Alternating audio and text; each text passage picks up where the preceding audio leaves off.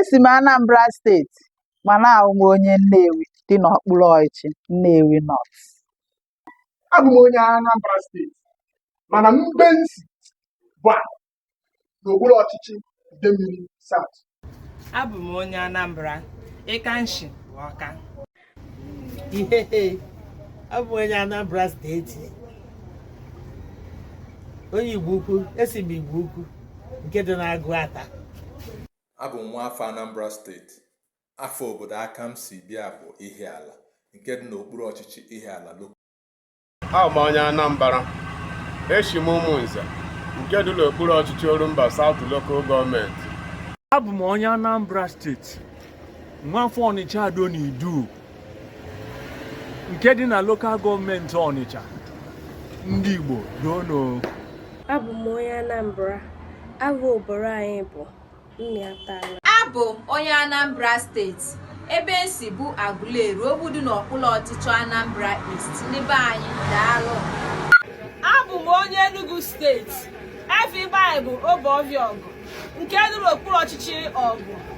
Abụ m onye Enugu steeti aka amụrụ m bụ ụmụ Igbo ahụ dị na Amụrụ Asatagị nke dị n'okpuru ọchịchị Nkanu West Uwenuo. Ndị be anyị ya gajikwa. Abụ m onye ọha na lokal gọọmenti Ejiagị. Onye ọbụla nara ihe a na-etukwa ya, ana m ekenekwe unu. Igbo bụ Igbo, unu abụ ochi. Abụ m onye Enugu steeti. Ịbịakwa be anyị n'Enugu steeti gedegede. Abụchibu m onye Egede. Egede dị n'okpuru ọchịchị Udi local government area. Daalụ. Ndị be anyị erukwelu m. Abụ m onye Enugu steeti. Abịala Enugu steeti, abụ m onye Oji River. Abịala Oji River, abụ m onye Agbara Ijinyi. Ndị be anyị erukwelu m. Abụ m onye Enugu steeti.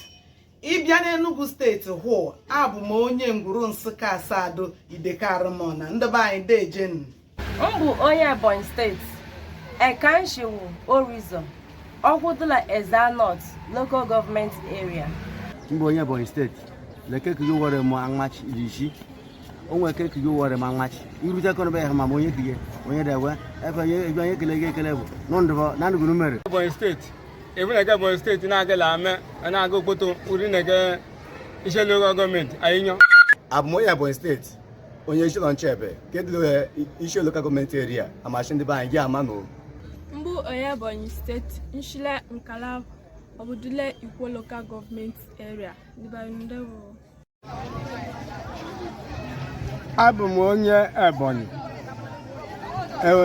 Abịa itere Ebonyi. M bụ onye Oshiri. Oshiri ọ bụ dị n'ime Ọnịcha local gọọmenti Ebonyi steeti. Tọkwa ehu. Abụ m onye Ebonyi steeti Eshimle Mgbejiọgụ nke nọ n'okpuru ọchịchị Ọhaukwu lokal gọọmenti ndị be anyị ndị ike o.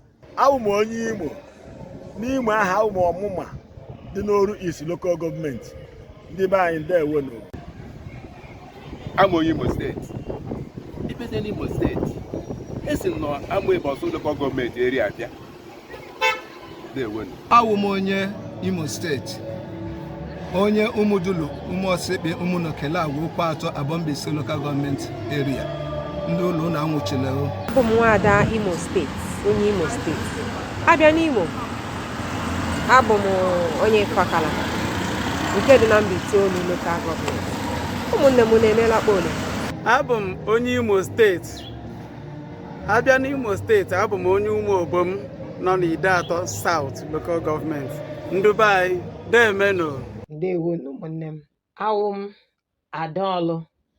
Awụ m onye Amike. Amike ke nọ n'okpuru ọlụ.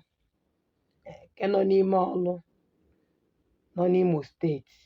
Awụ m onye Abia steeti. Ịbịa Abia steeti, o nwe ebe akpọ Ọhafịa. Mụgo onwe onye ọkọ na-akụ Ọhafịa nọ na Ọhafịa local gọọmenti ụlọ Kano. Dịka anyị abụrụ n'ime onye Abia steeti. Ga-abịakwa n'ime Abia steeti, abụ m onye Owerri. Dị n'ime ndị ọkata autonomous community. Ga-abịakwa n'ime ya. Local gọọmenti m bụkwanụ Obingwa dịka anyị maazị. Abụ m nwa afọ Abia steeti. Ga-abịa na Abia steeti, abụ m onye Isukwatọ. eruta na isuku atọ ga-achọta m na ama aba ndị ọhịa. Igbo bụ Igbo, ndewonu. Nwanne ukwu m ye, unu abọọla.